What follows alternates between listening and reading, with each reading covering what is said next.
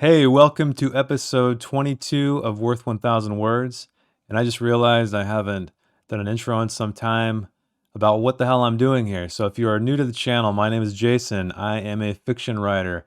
And this series is about me writing 1000 word short stories, exactly testing the old adage, is a picture worth 1,000 words. So I take a piece of artwork and I write a 1,000 word short story based on it without any outline whatsoever. And I document the process and talk about it here. So if you're new, welcome. And before I get started, I would like to make an announcement.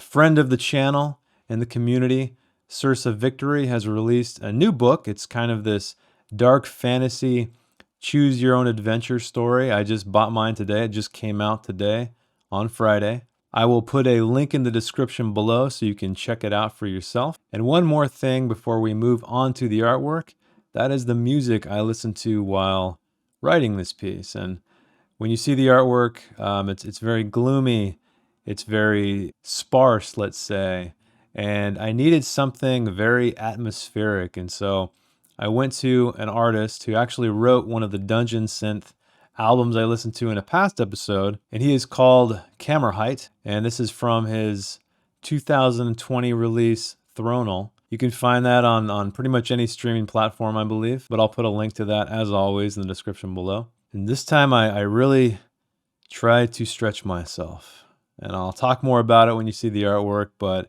I hope you enjoy what it came up with. I had a good time doing it. Took me longer than I thought, but anything worth doing takes time, right? All right, let's check out today's artwork. Today's artwork is titled Road 022, and it is by Serge Papadin, a digital artist out of Morshansk, Russia. And this one, I don't know, I've been wanting to do something like this for a while now. There's no people in it, there's no dragons, there's no lasers, there's no dark lords, there's no gore at all. We just have a lone car making its way along a highway, passing this weird structure, some kind of industrial building it looks like. And there's a few lights blinking on top, and there's snow all over the ground, and the sky is just thick with fog or something. Atmosphere, let's say. Well, why I wanted to tell the story. Now, first of all, I know you're thinking, Jason, this looks gloomy, this looks dark. You're going to tell another dark story. Well, that is precisely why I chose this image, is to take something that did look gloomy and did look dark and try to make something happy. Try to tell a happy tale, I guess.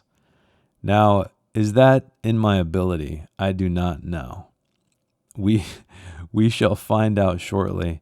So, Serge, thank you for this art. I love it. I love the wide camera angle. I love how everything's so flat and distant. And just seeing those headlights in that car makes me wonder who is in that car and what is their story that I need to tell. Or I should say, what is their story I need to find? With that said, let's see what I came up with. Headlights painted Highway 022 with honey-colored light. Jake swallowed and dug at the center console for something sweet, keeping his eyes on the road. Finding crumpled papers and sticky change, he glanced down for a split second, which was long enough for the car to drift to the right and hit one of the many potholes he'd been trying to avoid for the last 10 miles. Jake's head hit the ceiling, and the liner he'd stuffed behind the visor to not sag now. Lips smacked in the back seat. "What?" Morrison slurred. "Sorry," Jake said as he hit another pothole. In the rearview mirror, Morrison leaped off his seat and repeated the impact. He slouched between the front seats, rubbing his head. "Shit, Jacob," Morrison said. "Jake, asshole," Jake said. Jake is short for Jacob, asshole. Driving for 8 hours straight, his eyes ready to crumble from his head, Jake didn't have the energy to remind him that his given name was Jake, not Jacob. Well, not remind. Morrison knew this, just lived for the shit giving. Better than a last name first name, Jake said. Your dad's name is William, so it's doubly stupid. Morrison grumbled and slid into the seat behind Jake, a thunk of forehead to window. Pull over, Morrison said. I gotta piss. The headlights flickered, losing their honey-colored luster, looking more like spilled piss. Jake guided the car to the side of the road, thought about killing the engine, then decided against it since it made a funny sound now, and starting it at the last stop had been hard enough. Morrison tripped out of the car and weaved his way to a twisted fence. Really? Jake said, eyeing the door Morrison left open. Fuck, it's cold, Morrison said, trembling from the weather, the last few drops, or both. Holy shit. Jake palmed away the condensation and squinted out the window. Outside was drowned in brackish gray soup. Gruel, really. Morrison was pointing into the distance, zipping up with his other hand. Tire tracks cut through a rumpled sheet of snow, up a turnoff through the broken fence before disappearing altogether. It was enough of a guide for Jake to see what Morrison was pointing at. Distant heartbeats of light specked the damp sky above a steep-roofed cluster of buildings seated around a massive tank. On that tank stretched the ladder he and Morrison had climbed at the age of 11. Clean black lines leading to a tower that, no way, Morrison said. Big Gulp Tower, the infamous tittle tank of young Jake Lee. Piddle is for peeing, not tittle, Jake said. Alliteration, Jake, Morrison said. Alliteration. Have a little imagination. I'm an artist. We have to bend the rules sometimes. And it was because I drank an entire big gulp of suicide, Morrison said. The whole lineup, every damn flavor. And yes, I know. That's the beauty of it. A tower shaped like a big gulp, tinkled on from the after effects of a big gulp, timed with precision. Irony, my friend, is powerful. He said the last bit, wagging his finger. Jake got out of the car, drawn to the forbidden playground of his youth. Morrison threw an arm around his shoulder when he reached his side. Snowball wars, Morrison said, packed with rocks, cardboard sledding down those roofs. I busted my balls on that one right there. You packed your pants full of snow, Jake said. Didn't last long. You ripped your pants off batting at your junk like you were trying to kill a spider. Stumpy McTwiggerson. That name hit Jake like a bullet. Hey, Morrison said. It was cold, all right? We were 11. My balls hadn't even dropped yet. Jake looked at his friend and burst out laughing. He retched it out, diaphragm thumping, a laugh held in by past generations released by him. Jake straightened, wiped his nose, and sighed. That felt good. Morrison smiled. It did. You think? Jake said. I think, Morrison said, and then dashed up the snowy road to vanish into the absence of color. Jake ran after him, scooping snow as he did, packing it tight. Back against the wall next to a boarded-up door, he peeked around the corner, blinded by cold and white and a stinging center made of stone. Jake crushed his snowball from reflex. Eyes closed, caked with ice, he heard Morrison bellow the laugh he had a moment ago. A crunch, crunch, crunch, and Morrison was there. You owed me 25 years of interest. Truce? Jake blinked away the snow to Morrison's pale blue hand. He took it. Looks smaller, Morrison said, taking in the structure. Still holding Morrison's hand, Jake spun him, tore his pants down, and heeled his ass hard. Morrison fell face first into the snow. He scrambled onto his back and pulled at his pants but couldn't get them up. He burst into laughter again. Go on, Morrison said. Say it. It does, Jake said. I see Stumpy McTwiggerson hasn't left the neighborhood. They laughed, and Jake helped Morrison up. Hey, it's cold, Morrison said. Not that cold. Shall we? Morrison said. They climbed the ladder to Big Gulp Tower and stared at the featureless sky for a while. I can't believe we almost missed it, Jake said. It was destined. That glass of water at the diner was just enough, timed just right to land us right here. Fucking beautiful. Jake didn't say anything because nothing else needed to be said. He let those last two words linger, as did Morrison. They left those words at the top of Big Gulp Tower, where they deserved to be left, and walked in silence, grinning like idiots on the way back to the car. Your shift, Jake said and tossed Morrison the keys. They got in the car and it started flawlessly. Morrison pulled back onto the highway and flicked on the headlights. They were the color of pure gold. This one took me a while. It took me an hour and a half.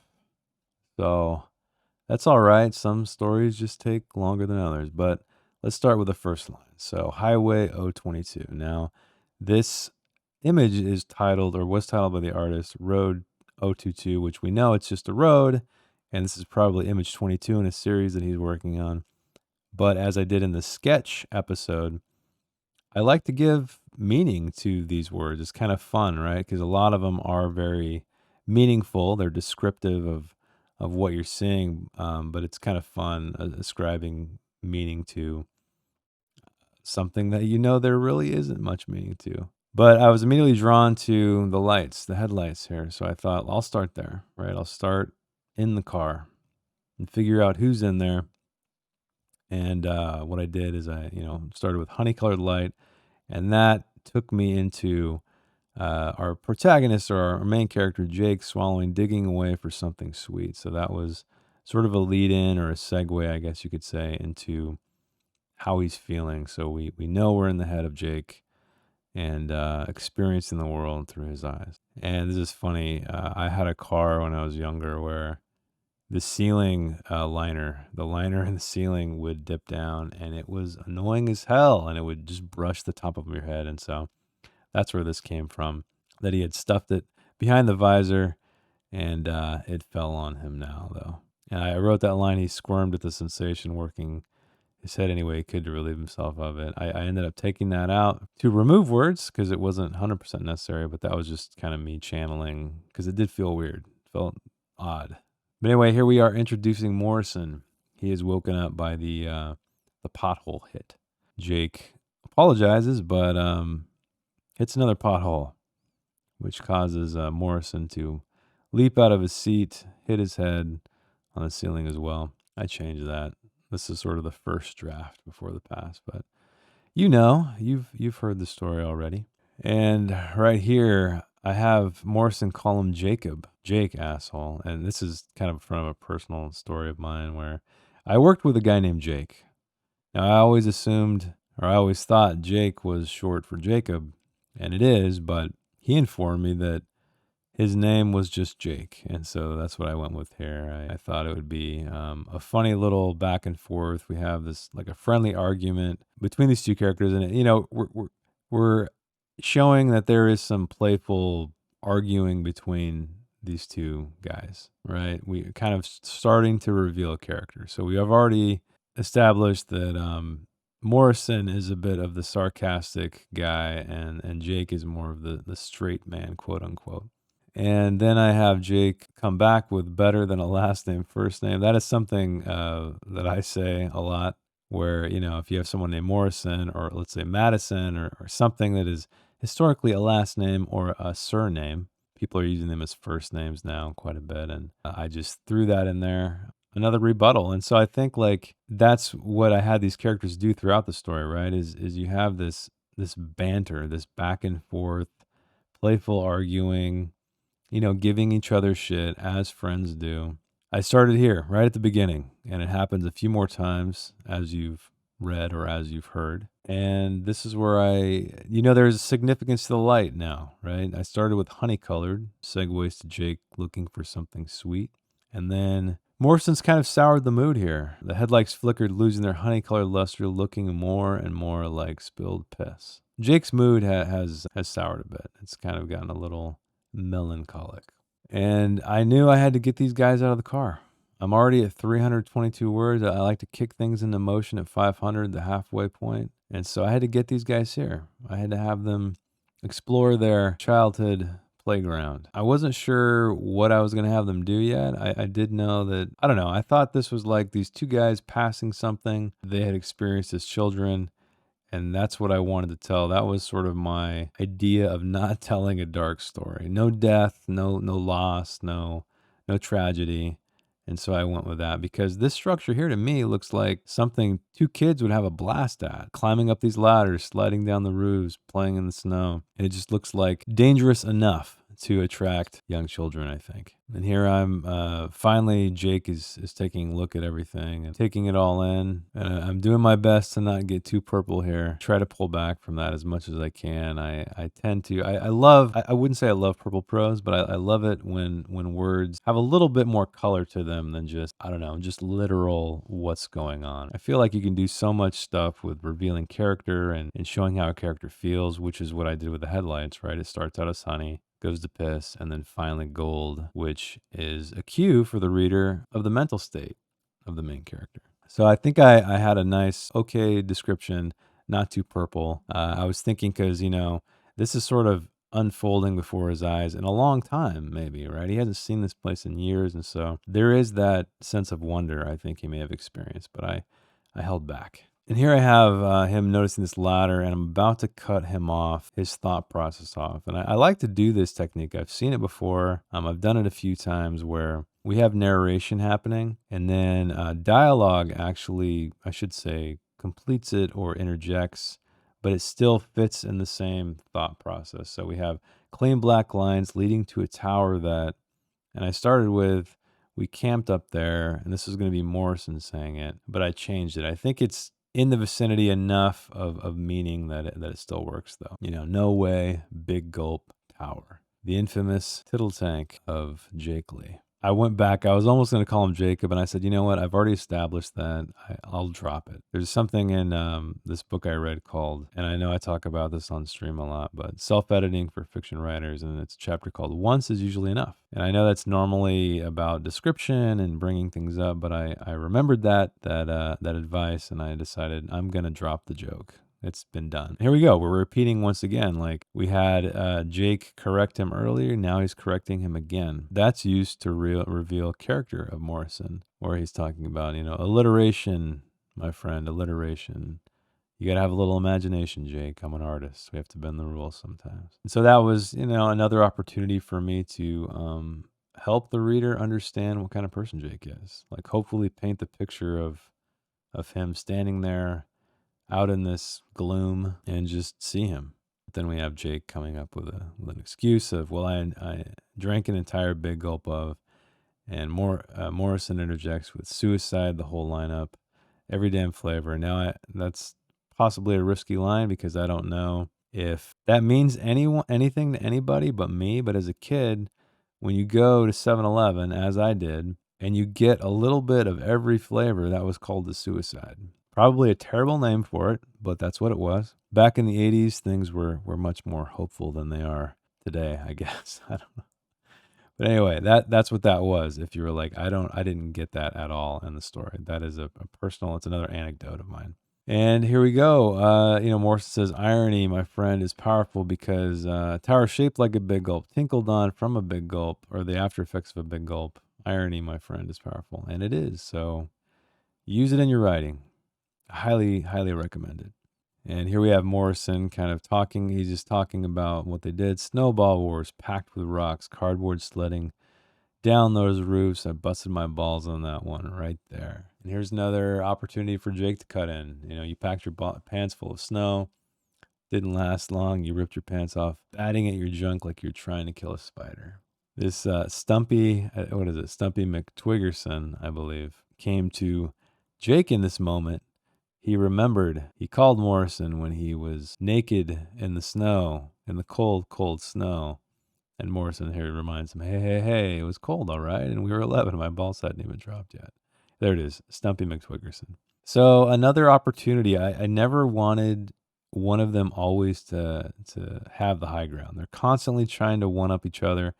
These guys, I think I said 25 years later, so they're in their mid 30s, and I wanted to show you that these guys, they still have the kids in them, right? So they are in the, 36. They haven't completely lost this, and I don't think we ever do. And so that's what I'm trying to do here, is sort of turn these two adult men back into children, strictly from the memories of their childhood, the nostalgia of it. And Jake's finally loosening up a bit. He's laughing, he's retching it out, and he's laughing a laugh that has been held in by past generations, and it finally released. So hopefully that conveyed a massive laugh. And Jake straightened, wiped his nose aside, and that felt good. And Morrison smiled, it did. And that's kind of a bit of a funny response, I guess you could say, but I think it's sort of subtext. It's, you gotta read between the lines a little bit. Despite the fact that Morrison is a little, or was humiliated, he really got a lot out of seeing Jake laugh like. And here's another example of, you don't want two characters talking to each other about things they already know. Meaning, like, I think Morrison, or you think, Jake said, and then Morrison's like, I think.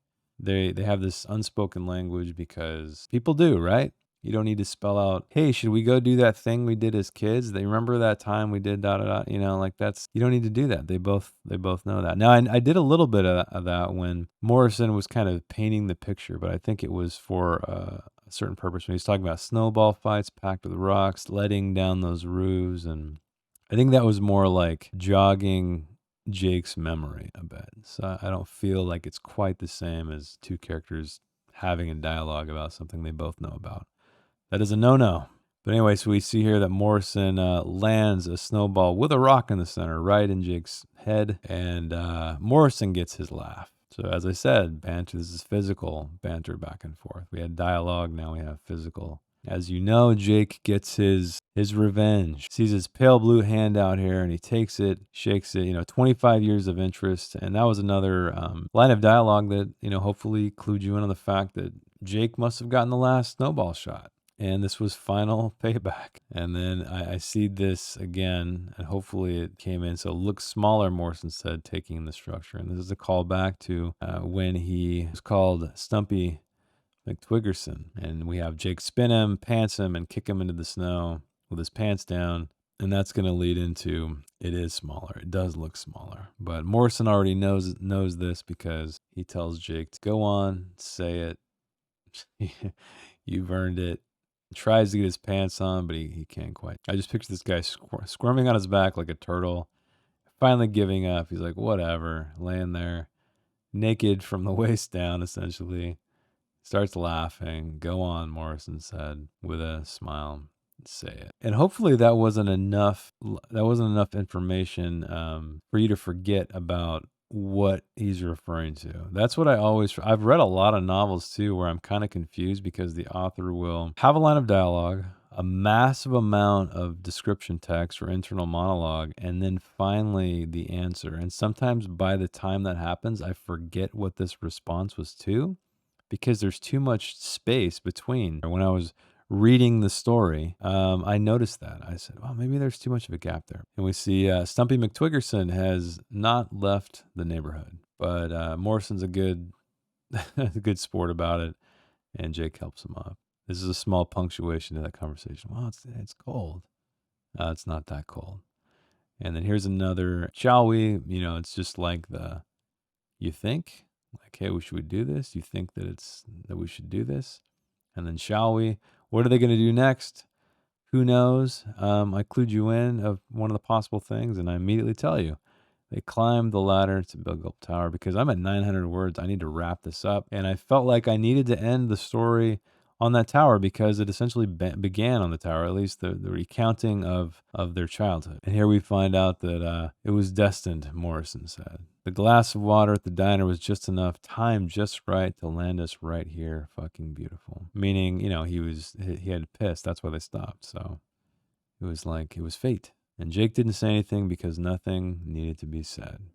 He let those last two words linger, as did Morrison. So this is the moment where there's a bit of calm, right? These guys are just steeping in this moment, soaking it all up, enjoying it. I know you have. I know you've experienced this before. I've experienced this before when you're having a nostalgic experience, and it's kind of an indescribable feeling, and that's what I was trying to do there. It's Morrison's turn to drive. Already said that Jake's been driving for about 8 hours, but the car started flawlessly. And this is where I talk about the headlights were the color of pure gold. As I've already mentioned, it started out with honey, which took Jake into a search for finding something sweet, and then when Morrison woke up, it kind of soured his mood, a little bit weighed down, and it looked the color of piss. But after their very fun romp through this old structure, they're both in high spirits, and especially Jake, because this is from his point of view. He describes the headlights as the color of pure gold. So the cleanup wasn't too bad.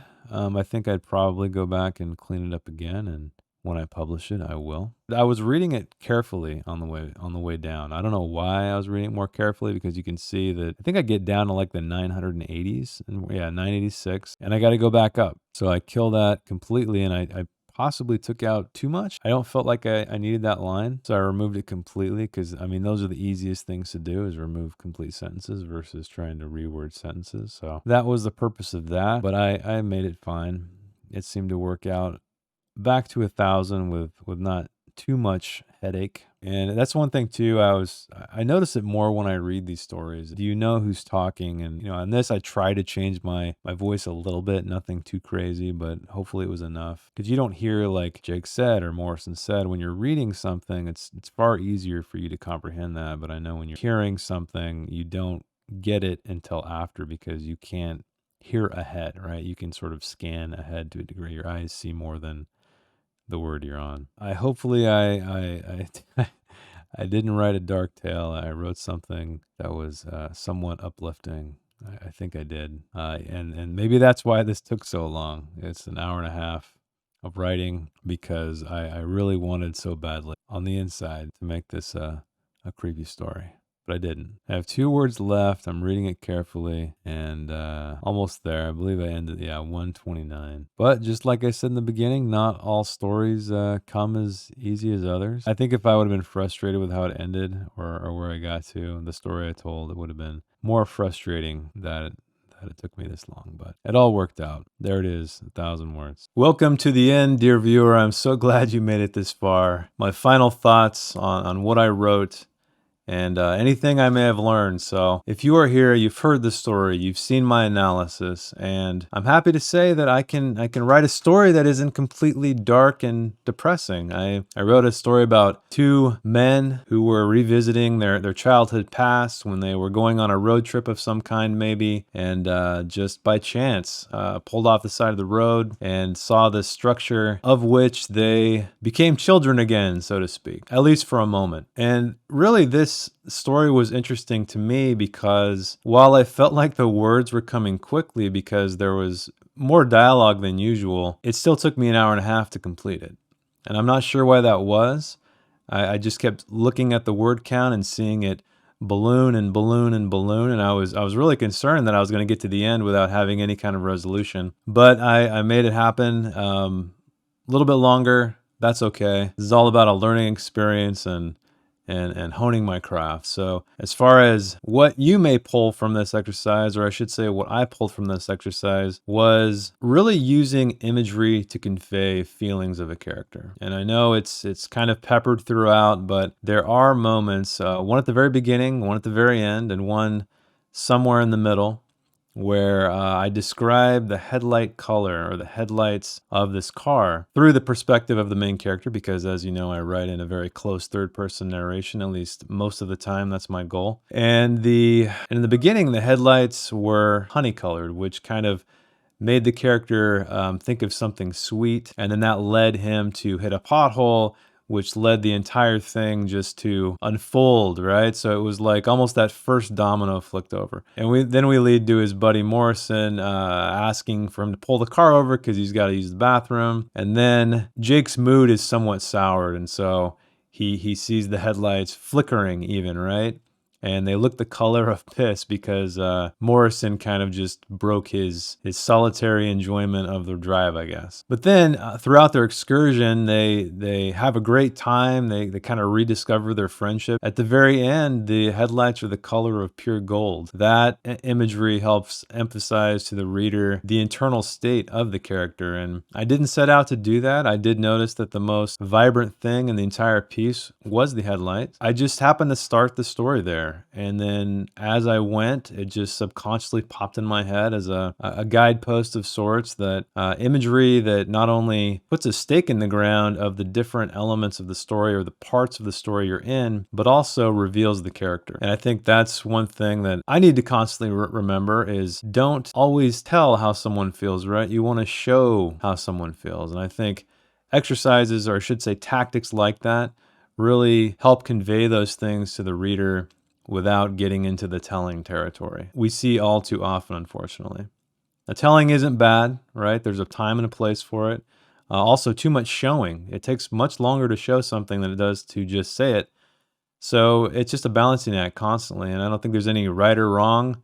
It's all about proportion. It's all about pacing. And it's all subjective. Some people enjoy more of the purpley description. Some people want a very tight narrative without any of the fluff. So I think it's highly dependent upon the genre, your reader, and everything in between. I hope you enjoyed the story. I hope you got something out of it.